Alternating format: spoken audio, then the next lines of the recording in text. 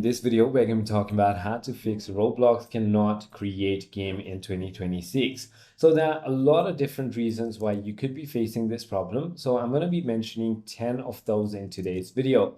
So the first thing you want to do is check your Roblox server status. Go to status.roblox.com and check for outages. If Roblox servers are down, wait and try again later. If that is not the case, then you might need to go ahead and check your internet connection. Make sure that your internet connection is stable. Try restarting your router or switching your networks. You can also go ahead and try clearing your browser cache and cookies and restart your browser and log in again. If again that is not the case, you might need to simply disable browser extensions or check account restrictions and permissions and ensure that your account is in good standings.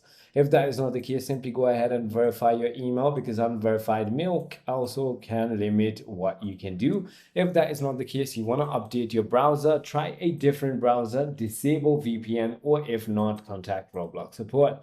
I hope this video clarifies everything for you. If you have further more queries, feel free to comment down below and I'll see you on the next one.